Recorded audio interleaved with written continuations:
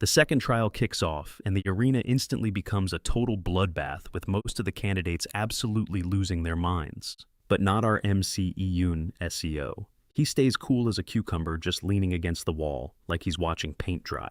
But the real tea comes during the final clash, where everyone expects the top dog Nuong Wu Gong to turn Eun SEO into human confetti. Wu Gang unleashes a whole hurricane of slashes, but Yoon SEO just keeps bobbing and weaving, because he's already downloaded all of Wu Gong's attack patterns. He managed to do it by studying the bodies that Wu Gong left in his wake. Yoon SEO starts trash-talking him, on purpose baiting Wu Gong to charge in for a sloppy finishing blow aimed at his head and heart.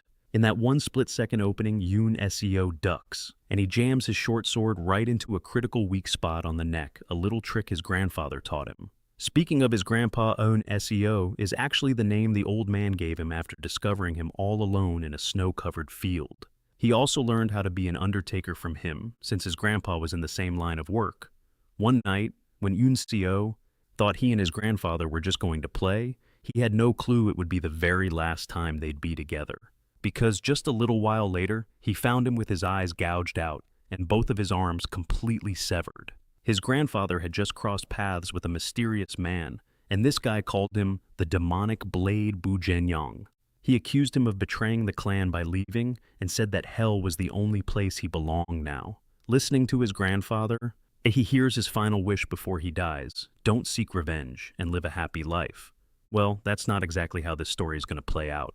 No cap.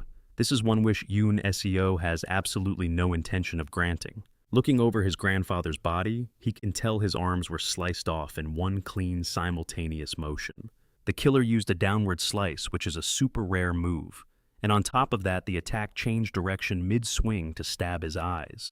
Yoon SEO realizes a technique like that has to come from the demonic path, and he knows the kind of move that leaves a signature wound like this. It's the Tianzu yoga technique. Checking his grandfather's back, he counts 93 distinct traces left by hidden weapons. The pattern looked like a storm of deadly falling petals. There must be some kind of contraption that's able to fire off hundreds of them at once. What's more, the underside of his tongue and his fingernails are all discolored.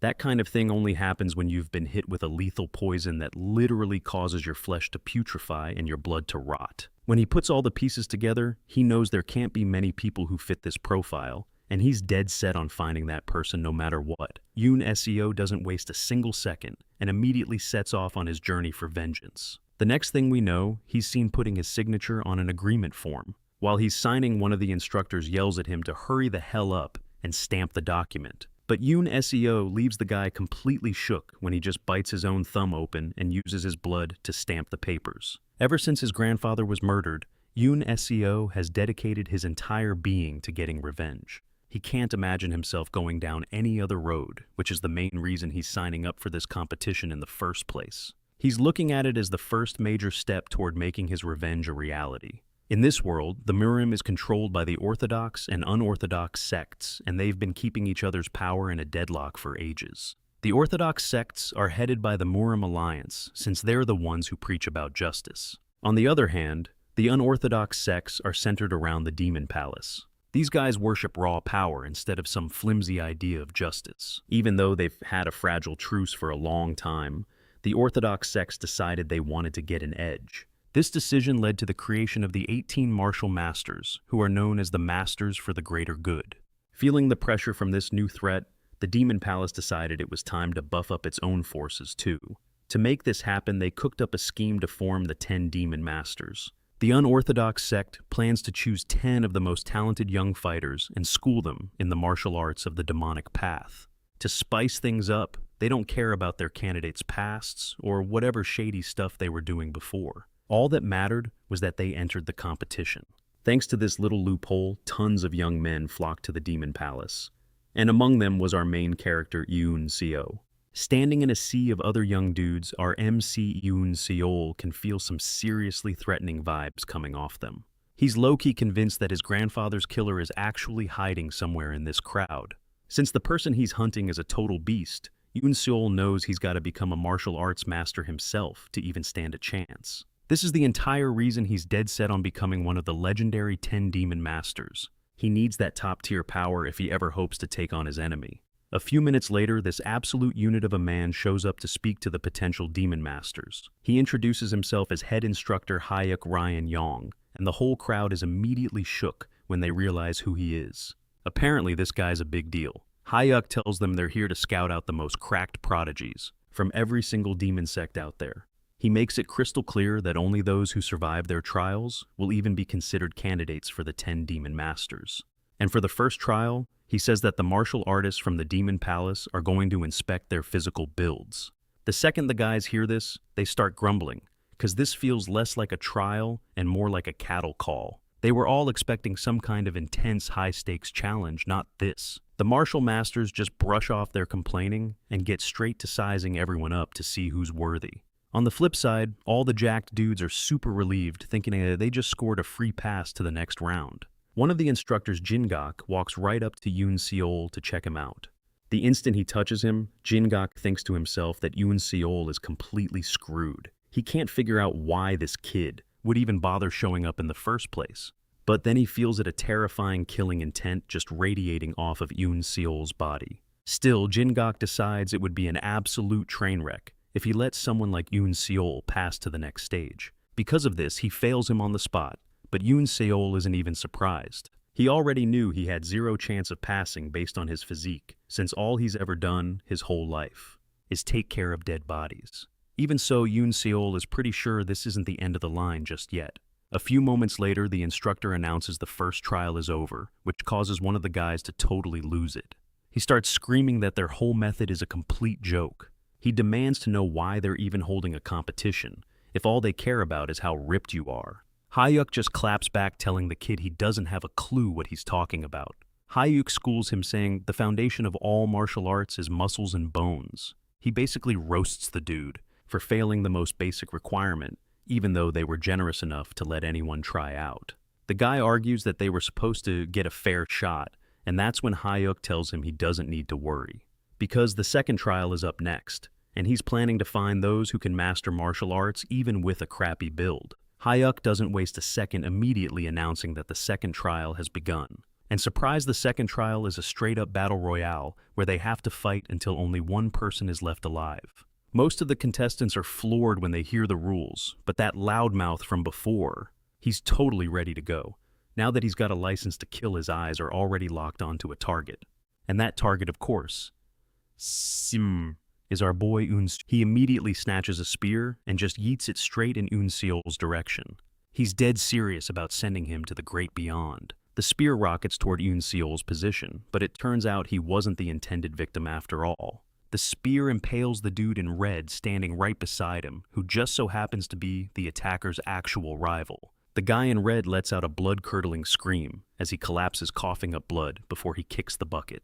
The spray of blood hits Yoon Seol's face as he watches the guy die in a growing pool of his own making. Yoon Seol can't believe he's staring at a dead guy who was just taken out with a single spear throw. It all happened in the blink of an eye. Yoon Seol can already tell exactly how the guy died. He realizes the spear went straight through the heart, but the blade just grazes him, barely missing his ribs, which proves the attacker Won Chung has some quick feet. After dropping just one guy, Won Chung immediately starts flexing on everyone. Watching from the sidelines, Hyuk can tell Won Chung is decisive and acts fast. But he also thinks the dude is packing zero common sense. He's low-key disappointed, concluding that these guys are just a bunch of clowns. Jin-gak totally agrees, saying that acting like a big shot now just paints a massive target on your back. Still, he figures this beatdown will at least make the other competitors get serious and realize how deadly this whole situation is. In a flash, all hell breaks loose and the entire arena turns into a total bloodbath. The younger guys who've never seen this kind of carnage start freaking out, but that's when Hyuk and Jin-gak spot someone different. This dude is just chilling with his back against the wall, looking completely unbothered by the massacre unfolding right in front of him. Hyuk also clocks Yoon Seo keeping a level head in all the chaos, and it makes him take back his earlier thought. Maybe they're not all idiots. Yoon Seo is staying completely calm because he thinks these other guys are the real fools. They've all caved to the fear of death, but the only command was to stay alive until the very end. This means the number one priority is simply not dying. It's not about racking up kills. Yoon Seo figures he can survive this if he just thinks logically and keeps his emotions on ice. So Yunseo kneels down checking out the bodies on the floor to figure out how they got taken out. While he's playing detective, some dude with a long-range weapon spots him and realizes something. He can tell Yunseo hasn't even been part of the free-for-all. Meanwhile, Yunseo is deep in his analysis of the bodies trying to learn the moves that killed them, and the guy watching gets seriously triggered. So he just yeets his weapon straight at Yunseo. The weapon zips past Yunseo's head, shattering the box he was carrying on his back into 1,000,000 pieces. The attacker starts clowning on Yunseo, asking him what a monk is even doing with a box. Well, it turns out, that box was full of birthday presents from his grandpa, and destroying it just flipped a switch in Yunseo's head.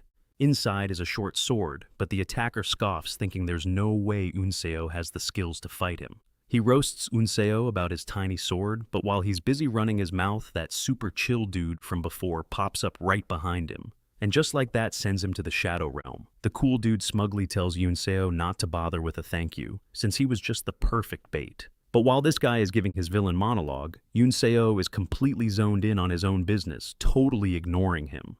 The dude can see that Yunseo knows zero martial arts and thinks he's gonna be an easy kill. As he's laser focused on Yunseo though, another guy tries to gank him from behind, but he gets cut down effortlessly, almost like the dude has eyes in the back of his head. Hyuk turns to Jingok and asks about this cool dude, because he's wielding a legendary weapon known as the Extermination Sword. He wants to know why this guy is carrying the blade of the Black Soul, who is hailed as the most cracked wandering swordsman of all time.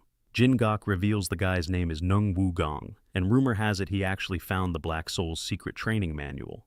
He found it along with the sword, and apparently Wugong trained using the manual, making him the Black Soul's one and only disciple. Jingok explains that Wugong might not be the most buff guy here, but he's still the clear favorite to win this whole thing.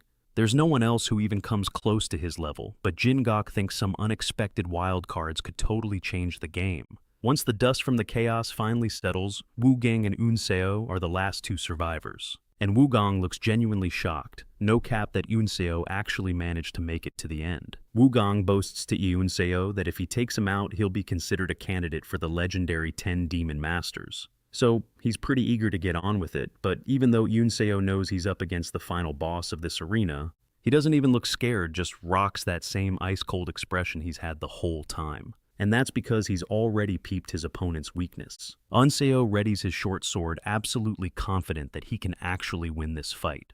Wugong decides to play with his food, a little swinging his massive sword at Yunseo and unleashing a flurry of slashes all at once. It's insane, but somehow Yunseo is weaving through every single slash, avoiding any major hits. Hyuk and Jingok are watching this whole thing go down, and even though it low-key looks like Yunseo is getting wrecked, they notice something else. They can see he's twisting his body just enough at the last second to keep any of the wounds from being fatal, and that's when it hits Jingok like a ton of bricks. Yunseo has totally downloaded Wugong's attack patterns just by studying the bodies he left behind.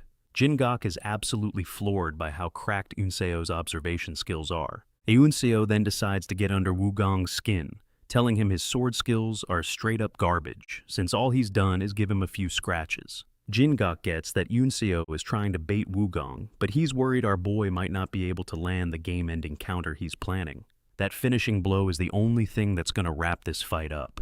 But Yunseo's plan is a 10 out of 10, and Wugong gets so triggered that he just charges in blindly trying to finish him off. As Wugong barrels toward Yunseo, our boy knows he's only got one chance to make this work. And thanks to all the homework he did on those corpses, he knows exactly what to do.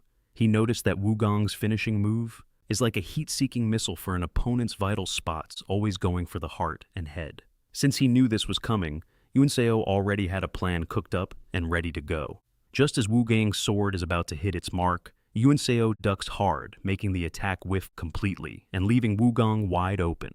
He remembers his grandpa telling him about a super vulnerable pressure point in the neck that almost every martial artist has. Even a kid could take down a master if they hit that acupoint with enough precision and force. It just takes the right amount of strength to break through. This is the exact spot Yunseo is targeting, and Wugong doesn't even realize he's just served up his own neck on a silver platter for Yunseo's blade.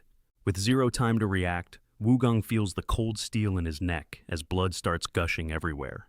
In the end, Wugong's body collapses to the ground, and Yunseo is the last man standing. Jingok and Hyuk are both in total shock. This was that unexpected wildcard Jingok was talking about.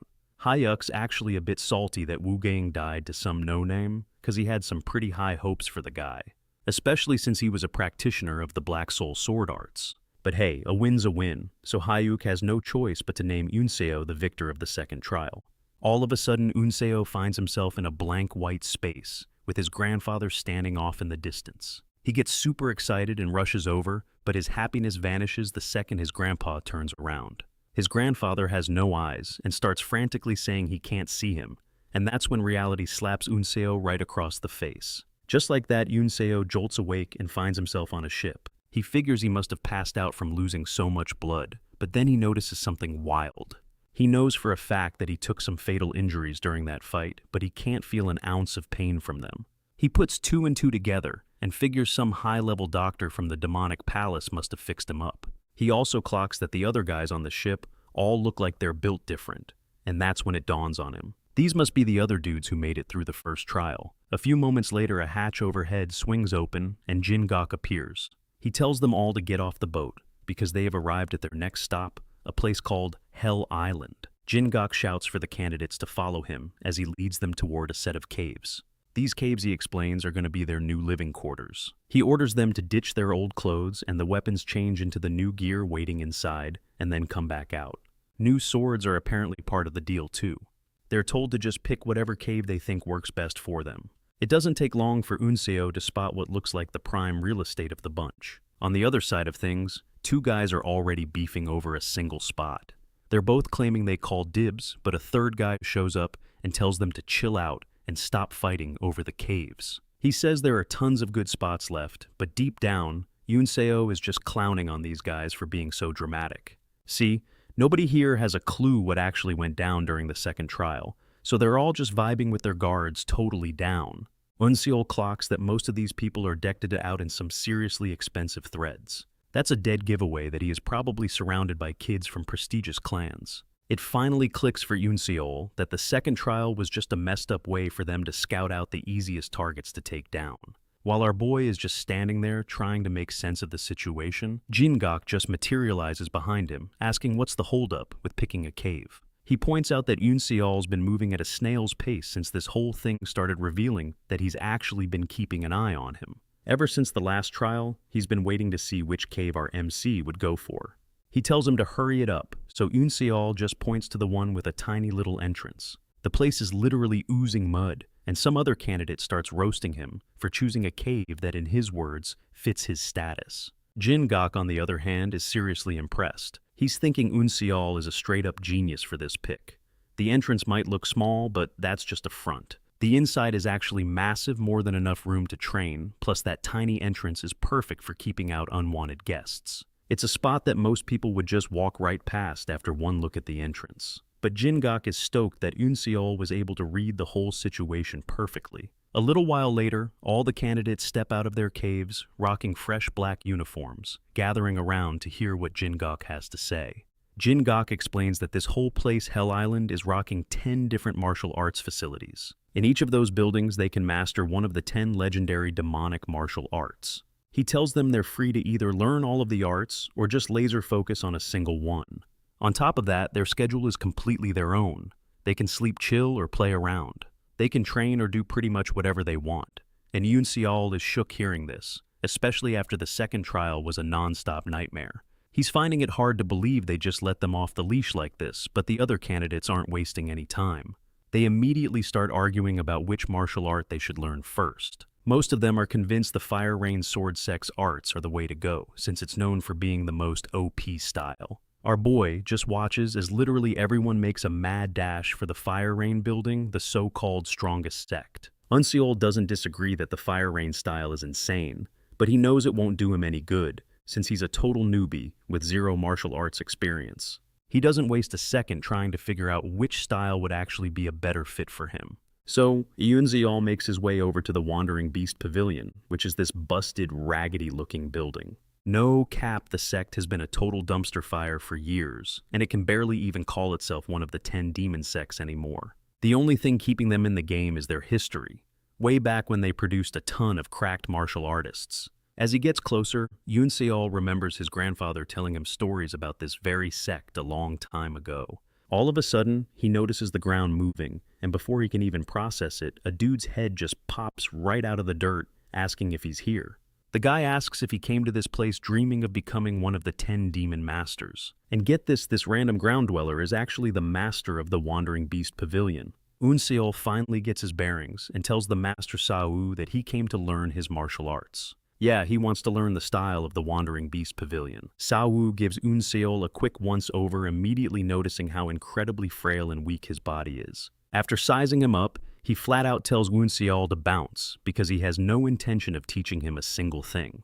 He lets him know straight up, "You're just a fragile kid who would probably die from the training." Unseol tries to argue his case, telling Sao he's heard that you can survive literally anything. If you master the arts of the Wandering Beast Pavilion, which makes Sao genuinely surprised he even knows about their style, especially since it's on the verge of dying out completely. Still, Sao tells Unseol that their martial arts are ridiculously hard to learn. He says that this is true even for people who were considered once-in-a-generation geniuses. Sao explains that their entire martial art begins with physically modifying the body. And with a build like Unseol's, he'd probably be dead in a single day if he even attempted their training regimen. He tells Unseo he should just bounce, but Unseo pulls a 200 IQ play, bowing to Sao and thanking him for finally agreeing to teach him the sex martial arts.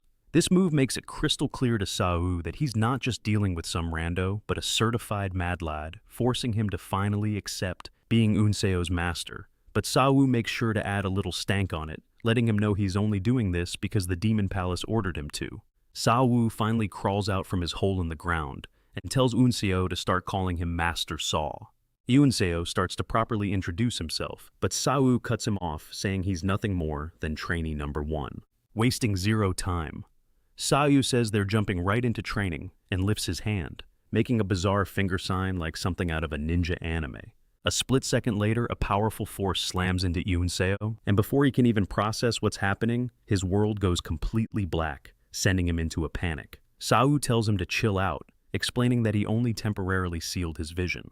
It's just one of the sect's secret techniques. Sao claims this is a non-negotiable first step for learning the Wandering Beast path, which is one of the sect's most fundamental martial arts. Unseo is understandably super confused by everything he's hearing. So, Sao breaks it down. The Wandering Beast path is designed to crank all his other senses up to 11, giving him reflexes that are basically on par with the wild animals. Sao reveals that his sex martial arts are built different from others because they change depending on the person learning them. That's exactly why the Wandering Beast path, even though it's considered a basic technique, is also insanely difficult. It's so hard that only a handful of people ever actually master it. But Sao tells Unseo that if he can pull it off, he'll earn the senses of a true wandering beast. Sao then adds with a smirk that low-key most people die before they ever get to that point. He then tells Unseo he'll be back in an hour, and that he better get used to the darkness by then. After Sao dips, Unseo realizes he was completely wrong about something. He thought losing his sight would make his other senses go into overdrive like in the movies, but that's not what's happening at all. He remembers Sao saying he'd be gone for an hour, which suddenly feels like a crazy long time when you're a sitting duck. It hits him that he's in a competition and he needs to adapt like yesterday. If someone decides to ambush him while he's like this, he's absolutely toast. Unseo immediately pictures getting jumped, and the shot of fear and adrenaline sends him leaping from one spot to another. But he totally beefs the landing and figures out that without his vision working on his balance is going to be a top priority. You know, since he can't see a thing. An hour passes, and Sao comes back, probably expecting to find Unseo running around in a full-blown panic.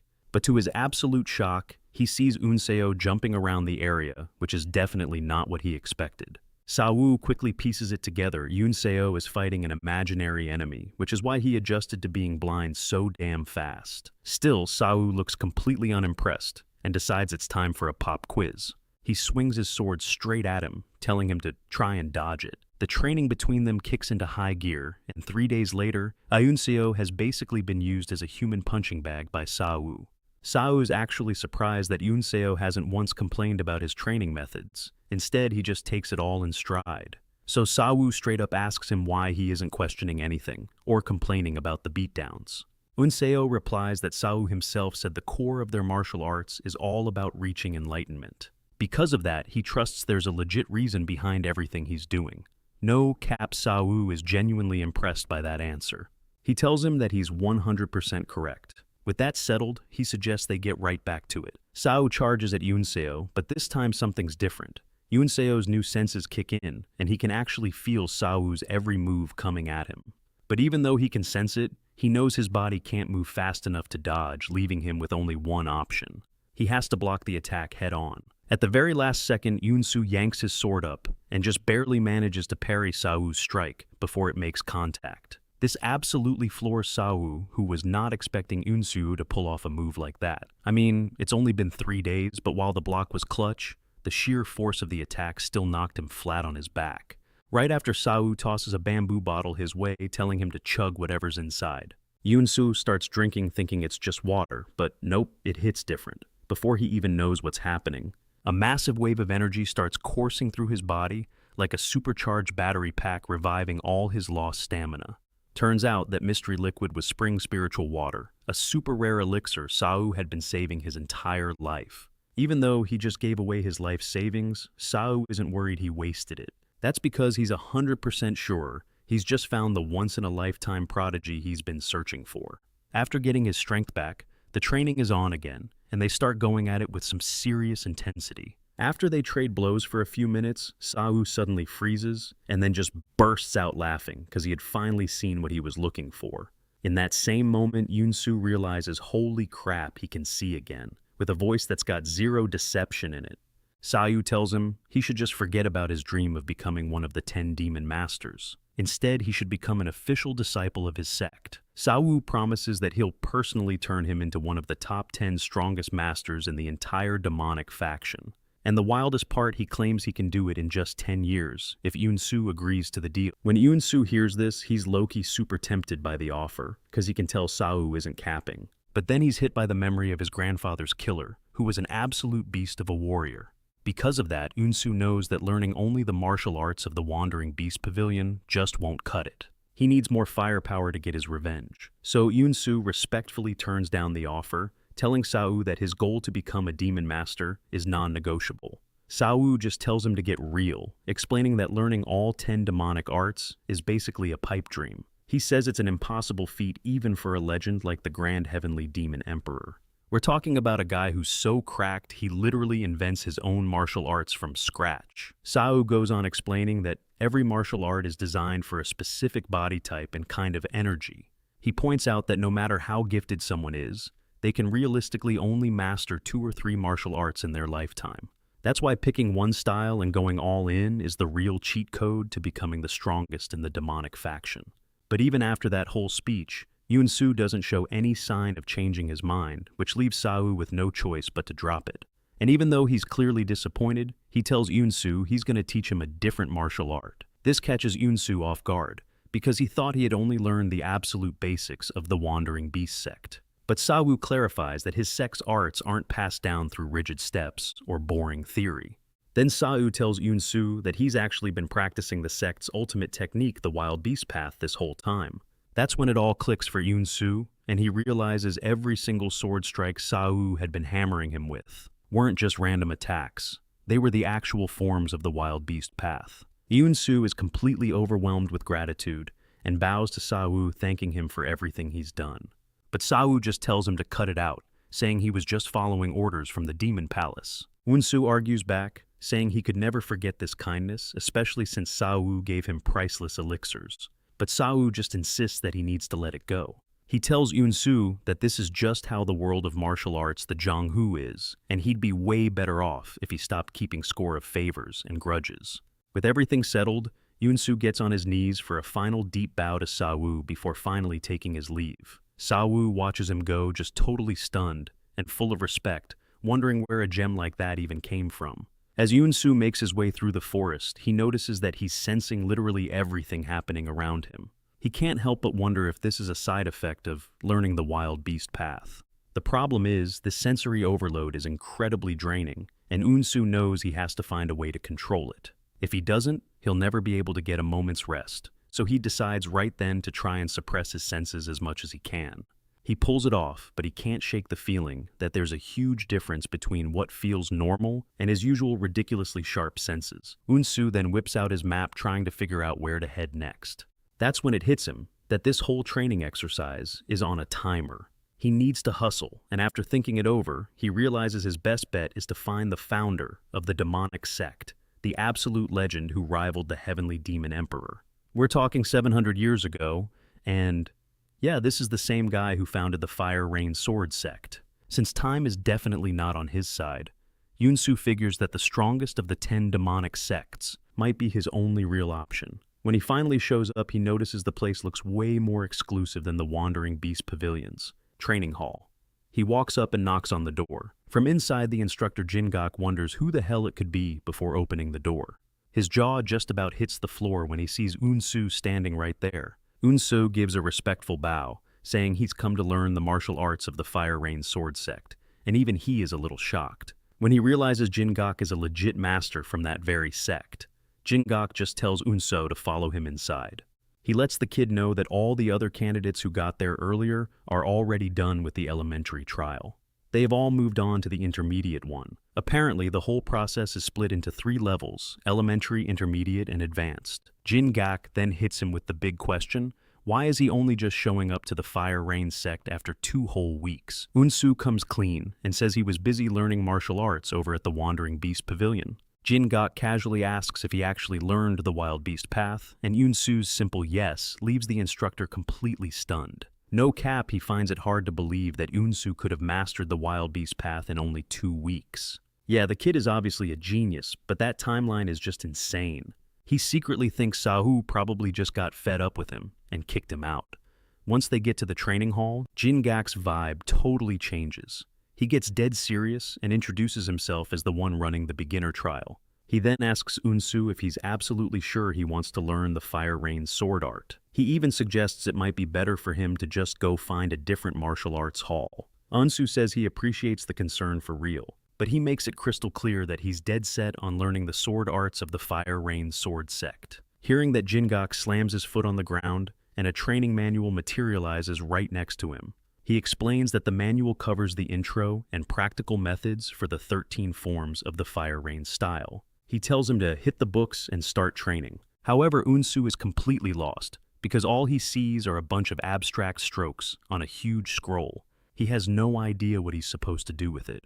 Jingok is flabbergasted when he hears this, forcing him to ask, "Bruh, can you even read a sword manual?" Unsu then hits him with an even more shocking answer, admitting that no, he actually can't, because before this competition, he had literally never learned a single thing about swordsmanship. That response sends a chill down Jingok's spine, leaving him utterly dumbfounded. Jingok has to ask again just to be sure, and Unsu confirms it, saying he had 0 martial arts knowledge before this. But instead of being annoyed, Jingok is low-key impressed. He's seen what Unsu has already accomplished and figures that if this kid gets some proper teaching, he's going to be an absolute monster. So Jingok asks if he can at least read the words, even if he can't follow the diagrams. Unsu nods and says yes. Unsu then starts reading the text from the manual, which is pretty much just the basic instructions you're supposed to follow before practicing the moves. He tries to follow the guide, but his attempt is a complete train wreck, leaving Jingok in a state of pure shock. He cannot believe he's about to start from square one, teaching Unsu the absolute basics of posture and movement. And this is all going down in a place where they're supposed to be choosing one of the next 10 demon masters. Jingok gets hands-on, physically adjusting Unseo's stance and showing him how to relax his muscles. The goal is to make sure his core isn't all tensed up. The second Jingok explains this, Unseo immediately snaps into the perfect posture, which low-key blows Jingok's mind. He's impressed that Unseo just got it instantly without needing it drilled into his head. Now that his form is on point, Jingok tells Unseo he's ready to learn the Fire Rain 13 forms. Without wasting another second, he tosses him a sword and starts demonstrating the movements, emphasizing every little adjustment and bit of precision.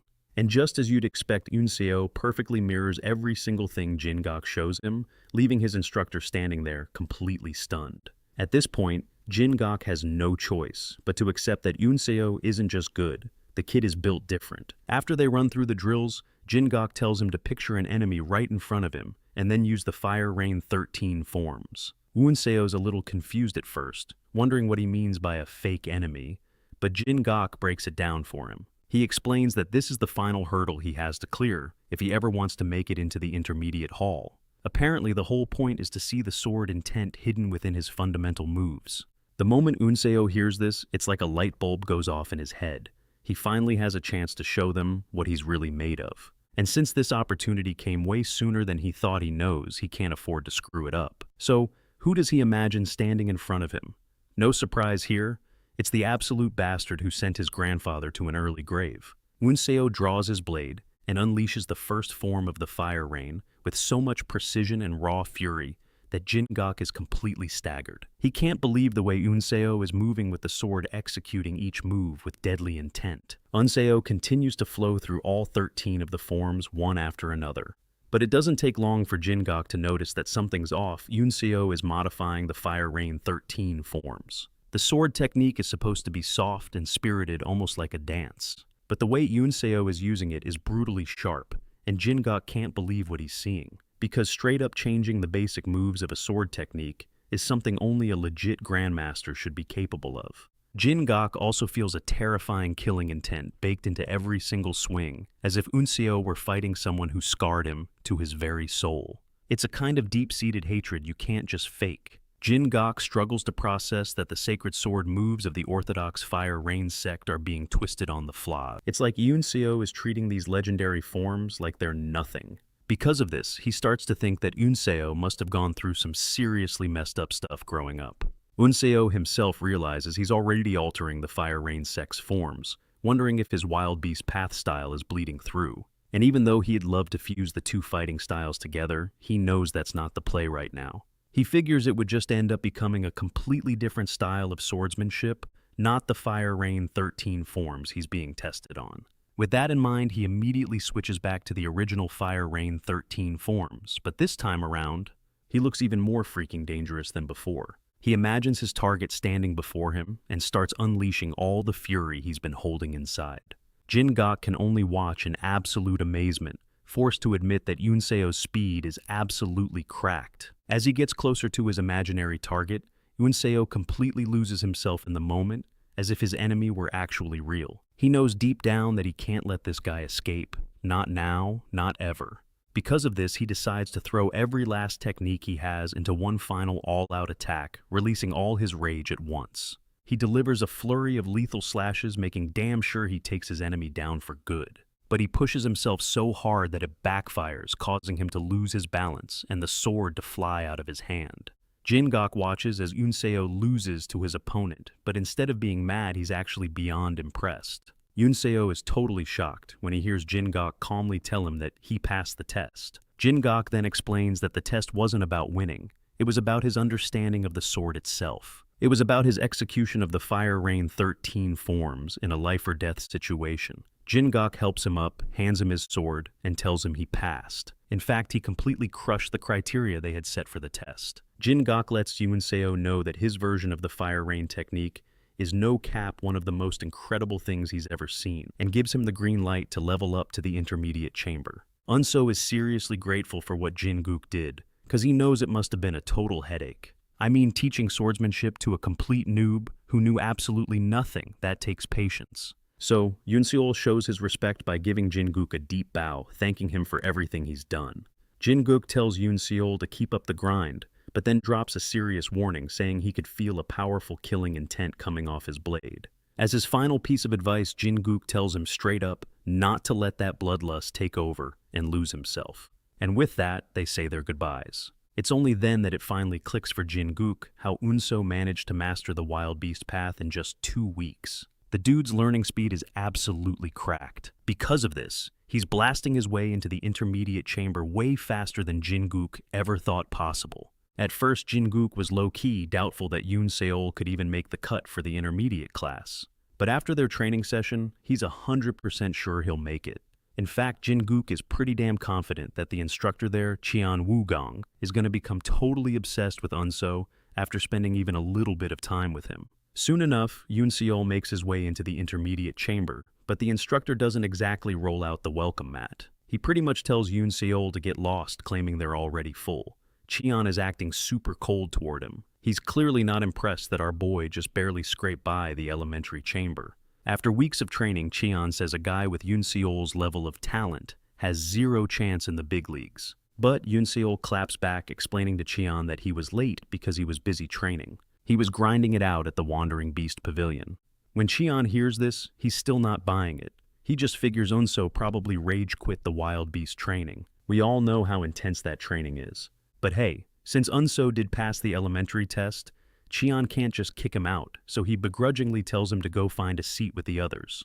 Cheon gets back to the lesson, telling the students that the Fire Rain Thundering Sword technique they're about to learn is built on incredibly rapid movements. He warns them that if their sword skills aren't on point, they're going to end up hurting themselves. Cheon keeps going, saying the Thundering Sword is just as hard to use in a real fight as the Fire Rain 13 forms. But they still have to learn it because it's a basic martial art, and the whole point is to sharpen their sword game.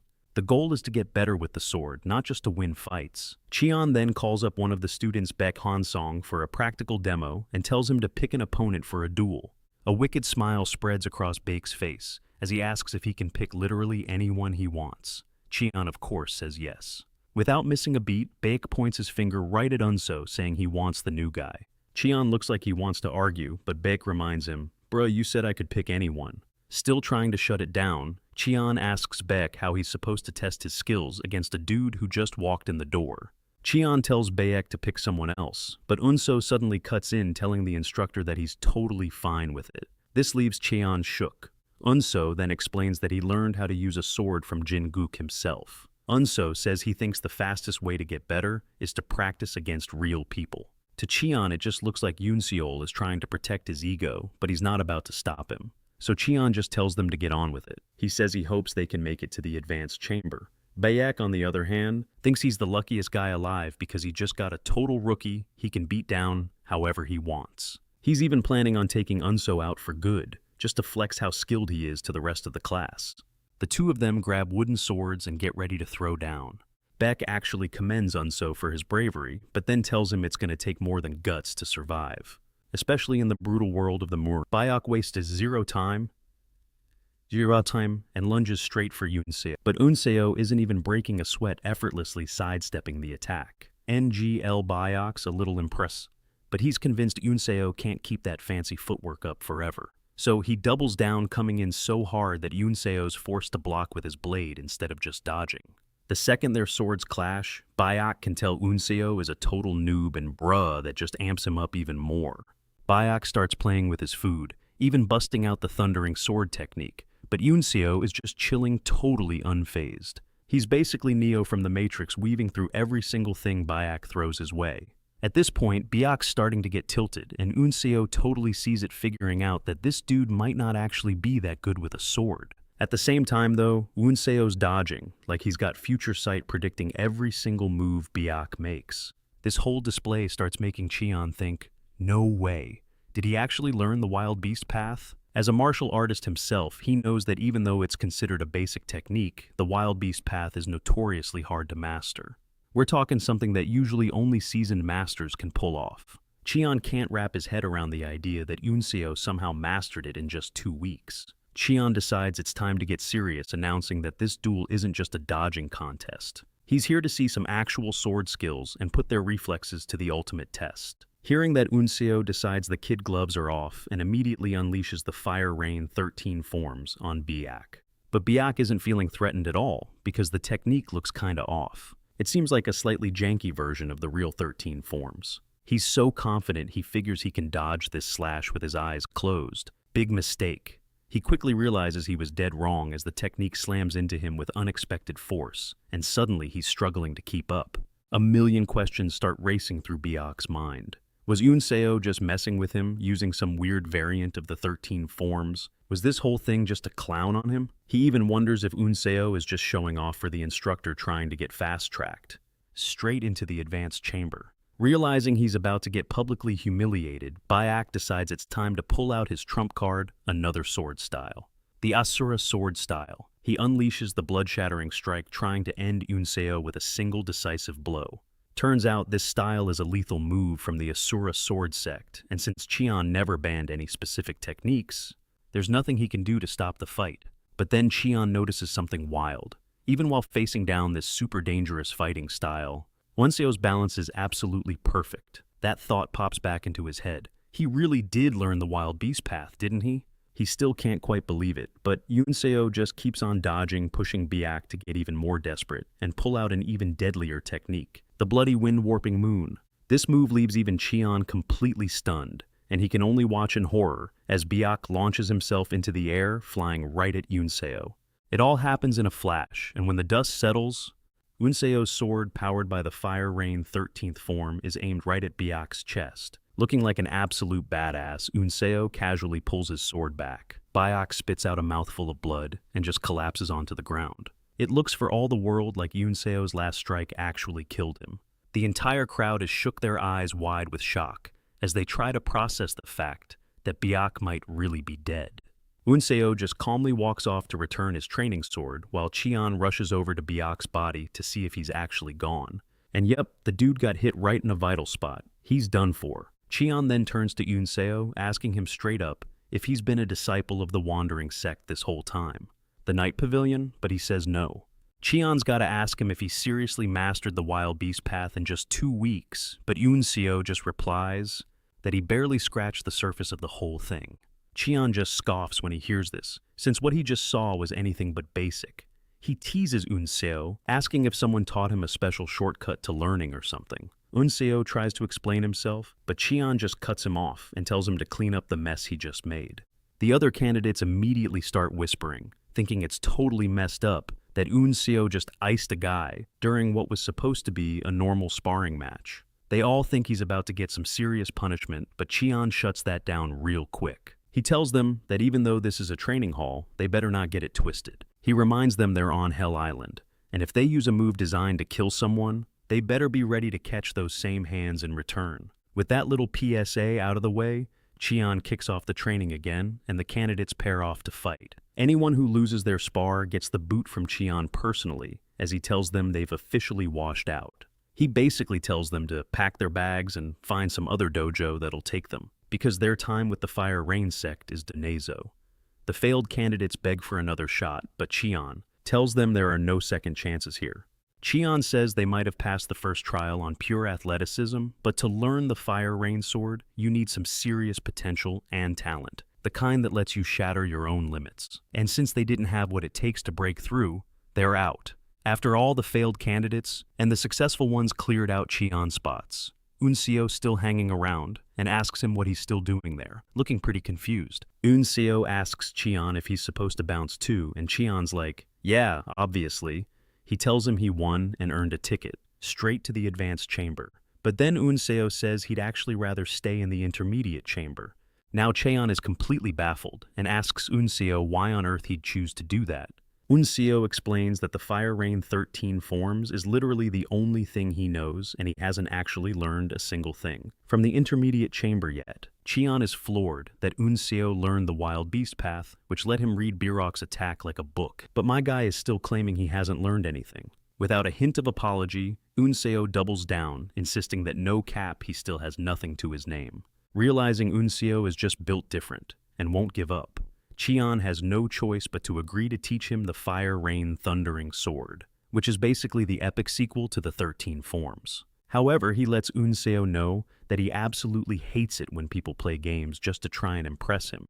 He gives Unseo a death stare and tells him he'll literally take his head off if he finds out he knows any other sword technique, besides the Fire Rain 13 forms. Fast forward 4 days, and Unseo is still training under Cheon, and they've been going through some absolutely brutal training sessions together. Cheon has thrown every trick in the book at Unseo during training, and has confirmed that the kid truly is a complete noob when it comes to the fundamentals of the sword. But even though he's just starting out, his insane determination and focus are on a whole other level. Cheon can see this crazy fierce drive written all over Unseo's face, like the dude will literally drop dead if he doesn't master martial arts. It finally clicked for Cheon how it was even possible for Unseo to pick up the Wild Beast Path in just a couple of weeks. And to make things even crazier, Unseo is already busting out the Thundering Sword technique, which just shows his learning curve is basically a vertical line. Unseo is going full beast mode like always when Cheon suddenly tells him to pump the brakes. When he claims to have figured out the principles of the Fire Rain Thundering Sword, Ansu is pretty skeptical, but then Cheon breaks it down for him. He explains that the Fire Rain Thundering Sword is all about using insane rapid body twists to counter multiple attacks at once. But Cheon admits that the moves are more for show. They're not something he could actually pull off in a real-deal fight. However, Cheon's noticed that Yoon Seol is out here trying to use every single one of those deadly techniques in live combat. It's like he's dead set on actually ending somebody, which totally confuses Yoon Seol, because in his mind you learn sword techniques to use them for real. Cheon's like, yeah, in the demonic arts you definitely need that killing intent, no cap. But at the same time, if you're trying to reach that next level of mastery, the Fire Rain Sword actually ditches the whole killing part. Cheon warns Onsul, telling him he's got to get rid of that murderous rage stuck in his head. Otherwise, he's going to end up creating a martial art that'll just end up wrecking him. It finally hits Onsul like a ton of bricks that Cheon is basically saying the exact same thing Jingok told him before. Cheon comes clean, admitting that he also used to live and breathe that same killing intent back in the day. It was a mindset that pushed him to take out anyone and everyone who dared to stand in his path. But following that dark road made him lose all his honor and pride, and his skills as a warrior completely fell apart.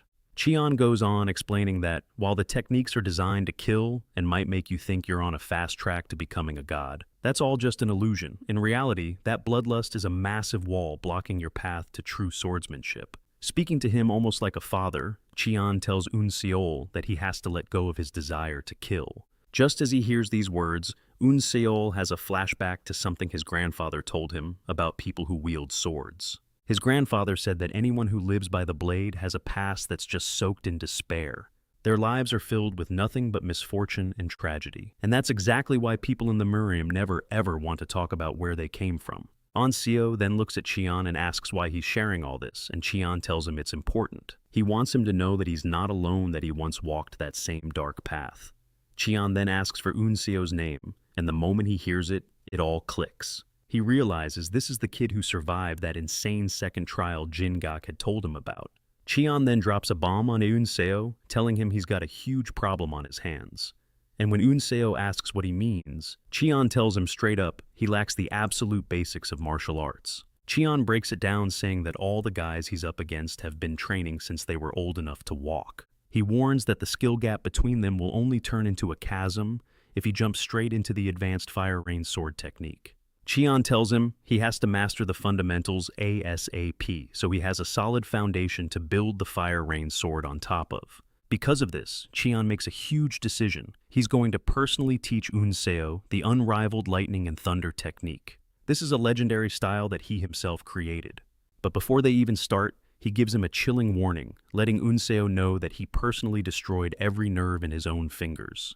All because he failed while trying to master this exact same technique. This just goes to show how insanely dangerous this style is.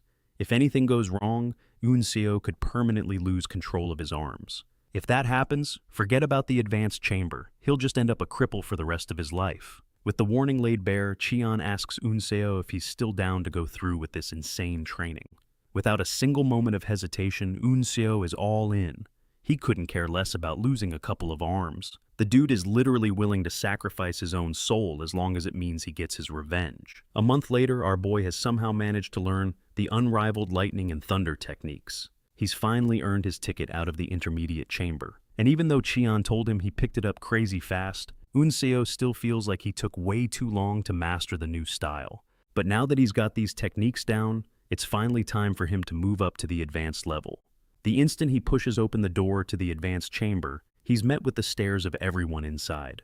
And Unseo can immediately feel a different level of ferocity from these trainees, which makes total sense. After all, they've already seen what kind of monster he can be in a fight. Unseo finds it wild that people really look down on Undertakers, where getting a kill earns you some serious respect. The instructor tells our boy Unseo to get in here and take a seat, because the lesson's about to kick off. Since they've got a new trainee in the mix, the instructor announces he's going to break down the core principles of the Rain Sword, along with its 7 sacred teachings. He starts by explaining that they gotta master balancing power through every single part of their body, which is the secret to building a stance that's completely unshakable. After scanning the notes for a sec, Unseo has a big brain moment. He realizes none of this would have made sense if he hadn't already grinded through the advanced martial arts, back in the intermediate chamber. Once the lecture is over, the instructor tells Unseo to stick around and follow him.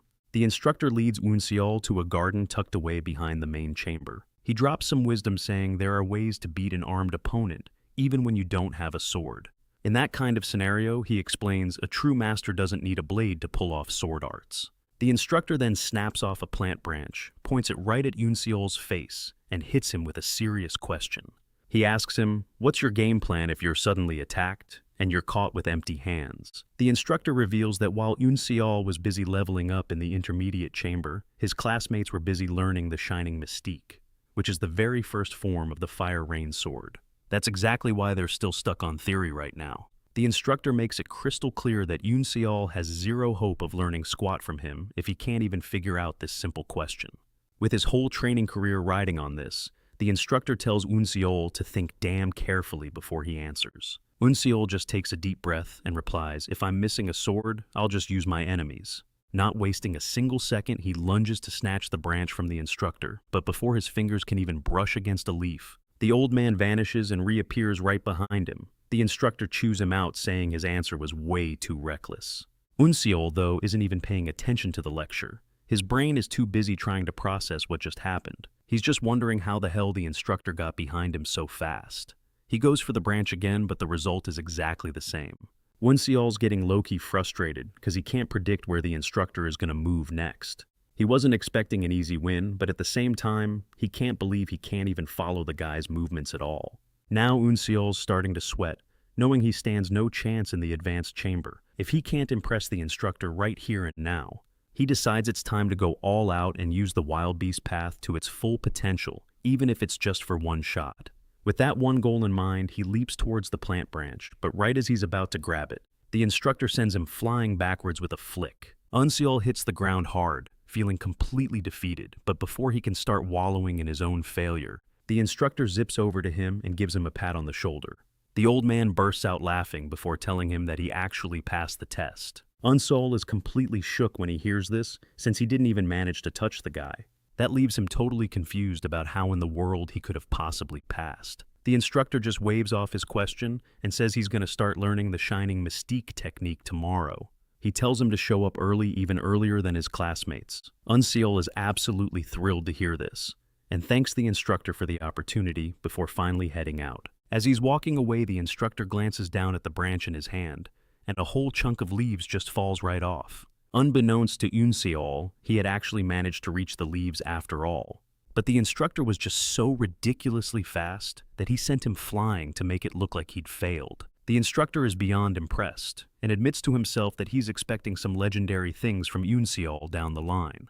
Unseol is making his way through the woods when he decides to circulate his chai instead of taking a break. After all, in a world like this, a fight could break out at any moment. All of a sudden, his instincts start screaming at him, and his wild senses let him know exactly how many people are creeping up on him.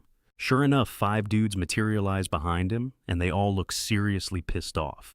They start mouthing off to Unsu, saying he's gotten way too arrogant since the intermediate chamber, and they're here to put him in his place. The 5 losers start bragging about being the so-called 5 peak swords, acting like they're some kind of chosen geniuses. And their big plan is to straight up murder him. Instead of wasting his breath on these clowns, Unsu keeps his senses dialed to 11, and with this, he picks up on something else. There's a 6th person hiding somewhere in the shadows. Just as the crew is about to make their move, some scary-looking dude pops up out of nowhere and one-shots their leader. The guy crumples to the ground from a single blow, which sends a wave of pure terror through the rest of the gang. They whip around to face the attacker, who turns out to be a total beast of a trainee known as Seo Jinha. Jinha doesn't even spare the other 4 a glance, and turns to Yunsu, telling him they need to have a little chat. The 4 stooges finally get his attention by asking what the hell he's doing there, and Seo Jinha just tells them to get lost. He makes it clear he has zero business with them, so the 4 grab their buddy and book it out of there, all while promising they'll get Yunsu back for this. Yeah, right. Yunsu could tell immediately that this Jinha guy was built different. Once Jinha confirms the losers are gone, he focuses on Unsu. He's got a question and it sounds damn important. He points his sword right at our boy and asks, "Who are you?" a question that leaves Unsu completely confused. See, earlier that same day in class, the instructor had called Unsu up to demonstrate his technique. Unsu grabbed his blade, took a centering breath, and then began to move his sword with deadly precision. After a few moments of this insane display, he finally stops, and the damage from his move is obvious. There were deep cuts all over the ground, and even the instructor looked impressed because Unsu had somehow infused the technique with raw killing intent. After he's done flexing on everyone, the instructor calls up the next trainee, who turns out to be none other than Seo Jinha. As he steps onto the platform, he walks right past Unsu, giving off an absolutely menacing aura. When it's Jinha's turn to perform the first technique of the Fire Rain Sword, he switches it up. He busts out a move that's a perfect counter to what Unsu just showed off, and our boy immediately read it as a clear warning shot. So now standing face to face with Jinha, Unsu asks him what he meant by, "Who are you?" Jinha just screams at him, totally convinced that our boy is just playing dumb about the whole thing. Jinha then reveals he's fully aware that not everyone on this island is actually here to become one of the 10 demon masters. The second Unsu hears this, the pieces start clicking into place for him. He realizes that while learning the 10 demonic arts is an amazing opportunity, the whole thing felt rushed and poorly planned. He figures out that this whole recruitment is a 2-for-1 deal, with one purpose being a giant trap laid out to catch something specific. With a calm and totally genuine voice, Unsu asks Jinha, "Is there a spy on the island?" And just based on the way he asked the question, Jinha could tell that Unsu wasn't faking it. Jinha then finally sheathes his sword. He says Unsu isn't the person he's been hunting for. Before taking off, Jinha warns Unsu to stop making so much noise, because if he keeps getting on his nerves, he won't hesitate to kill him. After Jinha is gone, Unsu realizes there's a lot more sketchy stuff going on beneath the surface. He figures it's pretty normal that he missed all this since he's been laser-focused on nothing but his training. Unsu decides to just push these distractions out of his mind. No matter who the enemy is, he knows he'll just end up fighting them in the end anyway. It wasn't long after this that the instructor tells all the trainees they've reached the end of their training. He gives them a big farewell speech that's part goodbye and part motivational talk.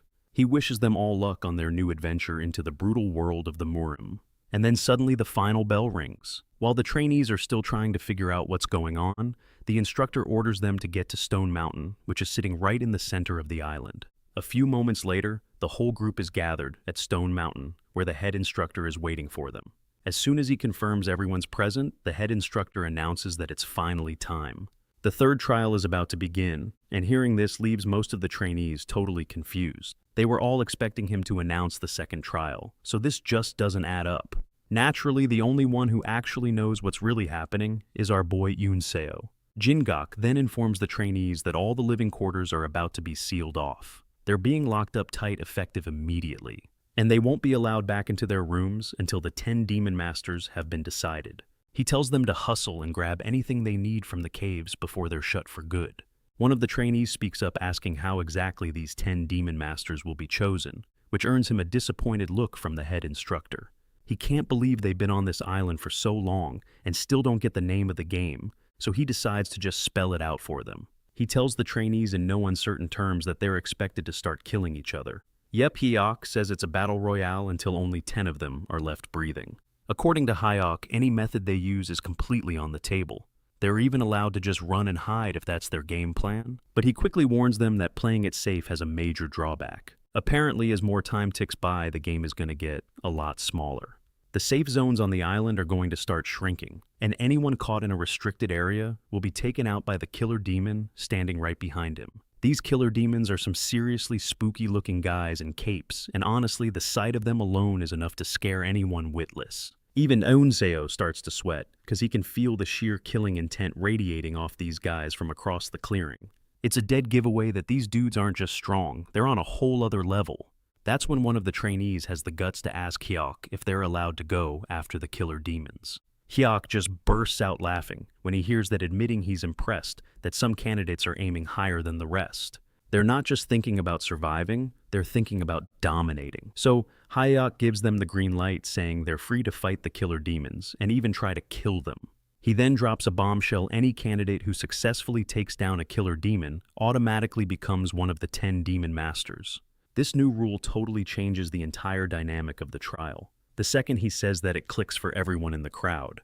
Taking down one of those monsters seems like it'd be way more difficult than just fighting other trainees. Hyok then reminds everyone that all's fair in love and war. They can team up or straight up ambush each other. As long as it helps them become a demon master, no tactic is off limits. After they're dismissed, everyone rushes to the caves to grab their stuff, and then the hunt begins.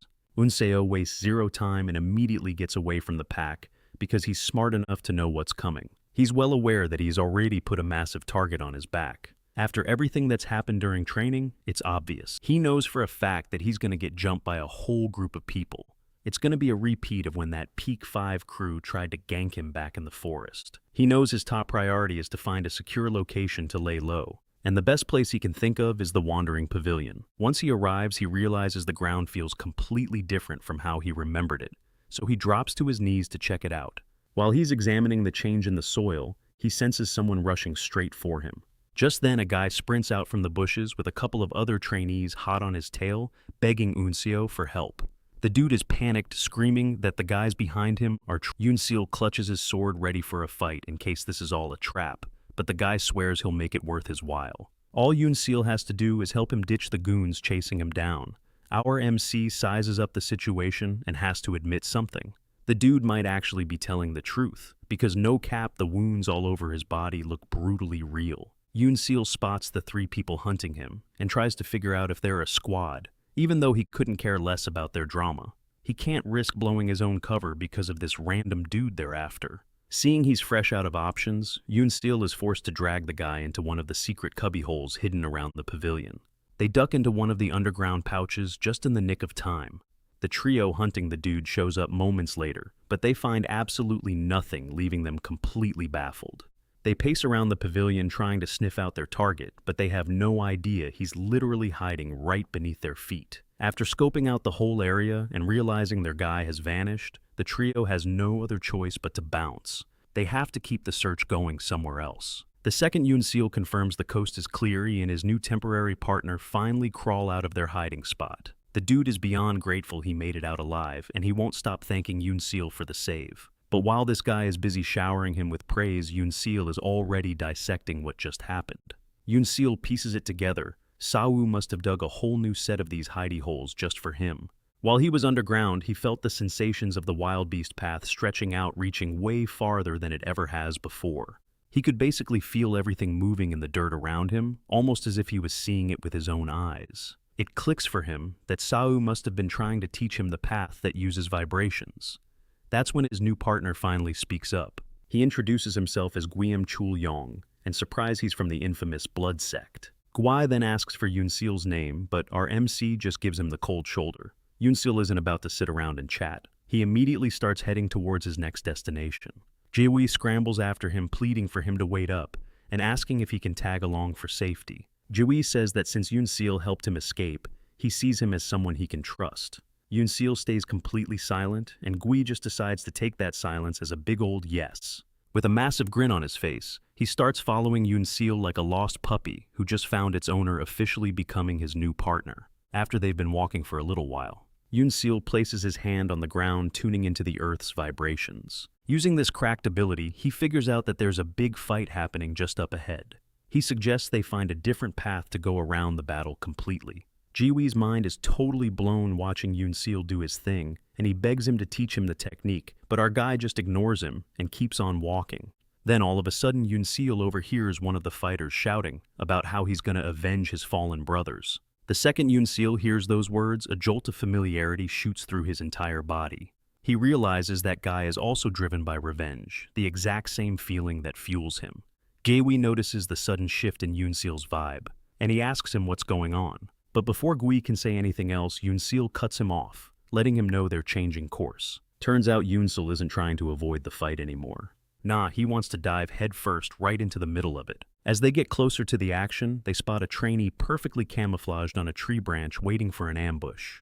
The moment the trainee sees Unseo, he goes for the kill, but Unseo blocks his attack with zero effort, completely shocking the dude who thought he had a guaranteed kill. The assassin starts freaking out, demanding to know how Unseo countered his forbidden ultimate concealment technique. He can't wrap his head around it since Unseo clearly isn't. Unseo doesn't even bother answering his question, and instead replies with a fatal slash that slices the guy clean in two. Unseo admits to himself that the assassin's stealth move would have been a huge pain in the ass if he hadn't learned the wild beast path. Since the battle is still raging, Unseo decides he might as well help the trapped dude take out the rest of the assassins. so the dude could tell him what getting payback actually feels like. Right as they're about to land the final blow, Unchul pops up out of nowhere and just starts swinging. The surprise attack completely throws them off their game, giving Unchul the perfect opening to unload his devastating slashes. But then, plot twist, one of the assassins pulls a teleportation jutsu and appears right behind Unsu, almost taking his head clean off. But being the beast he is, Yunsu dodges the attack like it's... Before he even knows it, Yunsu's surrounded, but let's be real, these guys are no match for his sheer ferocity. He carves through them like a hot knife through butter, leaving just one goon standing. As he's getting ready to face the last guy, the revenge-hungry dude from earlier comes roaring from behind and finishes off the final assassin himself. After landing the killing blow, he cracks this huge smile, knowing he finally got his sweet, sweet vengeance. Then he just suddenly collapses onto the ground before Insul can even ask him what happened. Gem then crawls out from the bushes he was hiding in, asking if all the fighting is finally over. Yunsol completely ignores him kneeling beside the fallen guy to check his pulse. And this is when Gwem shows he's a total snake trying to stab Yunsol right in the back. But Yunsol isn't some chump. He's built different, blocking the attack before it even comes close. Gawim is totally stunned when Yunsu blocks him. He absolutely wasn't expecting that move. Unsu shoves him backward, pissed that he just lost his only chance to ask the burning question he had on his mind. Game doesn't give a damn about Yunsu's question. He's way more freaked out about how Yunsu knew he was about to get betrayed. Yunsu then reveals he's known since day one, all the way back when they were in that underground shelter. Turns out Unsu had already spotted the massive stash of weapons Gwem had hidden under his clothes. Not only that, but the guy couldn't even move naturally because his body was so stiff from all the hidden gear. Unsu confesses he only kept Gwem around because he was low-key curious. He wanted to see if understanding a backstabber's playbook might actually come in handy later. When Gwem hears this, he completely loses it, thinking Unsu is capping, because he was so sure his acting was Oscar-worthy. He starts chucking all his weapons at Yunsu, who just parries everything with ease, making Gwem's life a living hell. Fear starts to creep in as he realizes Unseal might actually be able to predict his every move. Before he can even process it, Unseal's insane speed closes the gap in an instant, landing a deep cut on Gwem's shoulder. Unseal then tells Gwem that he might have all the best hidden weapons, but they're basically worthless if he sucks at actually keeping them hidden. Refusing to go down without a fight, Gwem makes one last-ditch effort, throwing everything he has left at Yunsu. Gwem makes a desperate dash toward Yunsu, but Yunsu just puts him on a highlight reel, effortlessly weaving past him and cutting him down. After it's all over, Yunsu admits that fight was actually pretty tough, and he would have been in serious trouble if he hadn't known about the hidden weapons. He turns around for a final look at Gwem's face. It has that same old twisted expression of rage that most people have when they die with regrets. On the other hand, the revenge guy had a peaceful look on his face, like he'd finally accomplished his mission. And Unsu can't help but wonder if he'll have that same look when he finally gets his own revenge. Before he leaves the area, Yunsu picks up the dead man's sword. This now gives him the chance to dual wield. Meanwhile, we see there's a mysterious figure hiding in the bushes, and they've been watching every single one of Yunsu's moves, seeing his fighting style and how much of a threat he is. This unknown person admits that Yunsu is talented, but they think he needs a serious level up, or he's definitely not surviving this island. The very next day, we find Unsu getting chased down by a whole mob of other trainees. It's clear they want him gone, and they want it now. Unsu has already taken a few hits, but he keeps on running because he can tell his attackers have zero chill and aren't planning on backing down anytime soon. But while he's hustling to get a leg up, he's also